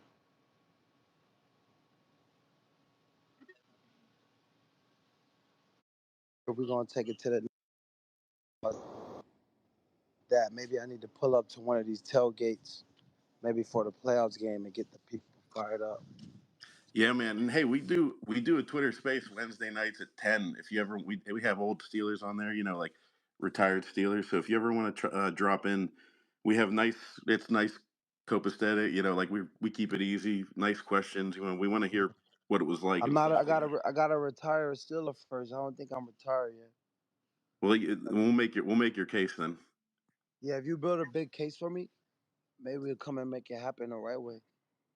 Yo, AB, I think you should be a wide receiver. He wants to retire a Steeler, huh? He wants to retire a Steeler, huh? Receiver with Pickens times AB. What do you think? Oh man, that'd be a split. I mean, I think Yes, that'd sir. be really 84 cool. times 14. Oh man, that's a lot of numbers. That is. Let's That's go. how many rings you would think win, you man. can still come back? I feel like I'm done playing. I feel like I still got a little bit more, but I'm like, it's more to life than playing. My son's like 16. He playing basketball. He didn't get the chance that I felt like he. Good to break bread Yes, sir. with you guys on the spaces. Hopefully we could get this in. AB, any new songs coming out? Yeah, man, I'm about to get the album back up. Hopefully this Okay, week. that's where we ended. No one wants to hear Antonio Brown's music. Yeah, we're done there. All right, no. Oh, what'd I do? All right, disconnect. Okay, there we go. All right. That's all we'll listen to for now. That's a nice little sample. Maybe we'll listen to the rest of it later. Otherwise, we're gonna get on out of here because I know Rob got to go to work soon. And this is an interesting podcast episode 37. So, talked about a lot. Talked about this game. Talked about the Colts preview. Talked about the playoff implications and how this loss will affect it with all the other teams that are in our same situation with the same record and teams that have already beaten us and have the advantage over us in the conference. So, yep. Pretty much, they continue to win. They control their own destiny, but we already know that's not going to happen because that's the easy route, and nothing's easy with these Pittsburgh Steelers with Mike Tomlin. So, yeah, really, we're going to need a lot of help like we do every single goddamn year. And if we're lucky to make the playoffs, I mean, we don't deserve it. Every other team in the NFL deserves it, even the ones that are already out of playoff contention. But here we stand. Plus, we touched on the Steeler culture and the Steeler way argument that's been circling around social media and Ben's podcast and make his comments. So it's not going to be the last time we touch on it, probably this week or this year or this season. But probably not the last time a former player talks about it. No, because when's the next Rocky Blyer vid coming out? I don't know. As a matter of fact, the more we stem through this season, the worse it might look. The worse it might get. We hope that's not the case, but it seems like that's the path we're heading to with the trend of these last two losses against, again, two 10 teams. So, God, it sucks. It really sucks. We hope you guys had a stressful or stress. God damn it, I keep saying stressful. We hope you guys had a stress-free Steelers Sunday this past week, and we're gonna have another one. I mean, well, depends how Saturday goes. It really depends how Saturday goes. If we lose, we're still going to have a stressful Steelers Sunday. But we're going to be entitled to a stressful Steelers Saturday.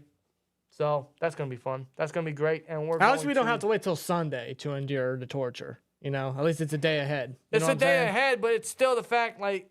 We still got... Yeah, listen, I understand. It's still stressful Steelers football at the end of the day, man. It's still... You can call it whatever you want. It could be stressful Steelers football. It could be stubborn Steelers football. It could be stupid Steelers football. It could be whatever the hell you want to call it. Regardless, man, we're going to get it this Standard Saturday. Steelers football. I guess. That's the new standard. Regardless. Hey. Because this is what we do. This is who we are. Oh, my God. Regardless, man, we're going to get on out here. You guys enjoy the rest of your week. Enjoy the rest of your Sunday. And, again, shout out to the Bring the Juice Colts podcast. Shout out to Cody and Derek. Will be on their show later this week to discuss more of the Steelers versus Colts preview and the matchup and the playoff implications and just how important, how crazy this game could go. So shout out to them. The link to the channel is at the top of the comment section, the top of the chat.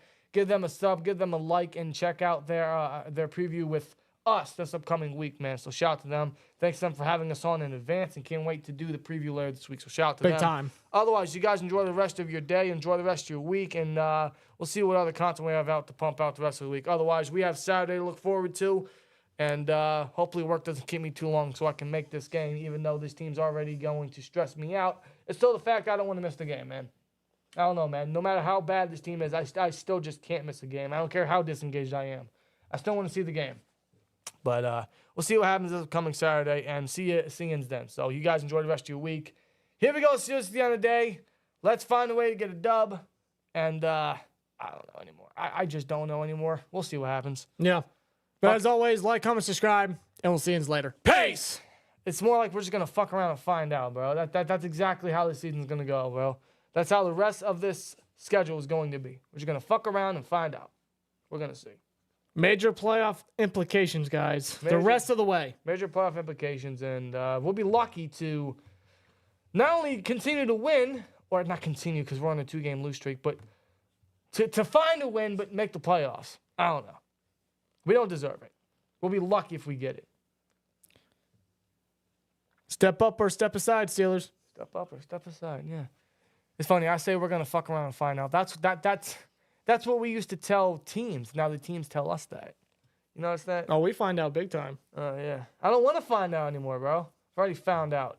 Found out more than enough. It's two reoccurring. We got Ben. Too often. We got Ben and Nathan in the chat saying, fire Tomlin. You saw the sign. You saw the sign. It's not going nowhere, bro. It's not going nowhere. Just like the Kansas sign, it's not going nowhere. Just like the Mason sign, it's not going nowhere. So what's gonna happen? What's gonna happen first? Is Mason gonna start? Is Mason gonna play, or is Mike Tomlin gonna be fired? At this point, I don't think either's gonna happen. Which one happens first? Probably Tomlin. We'll see. We'll see. Oh God. Because this is what we do. This is who we are. We do not care.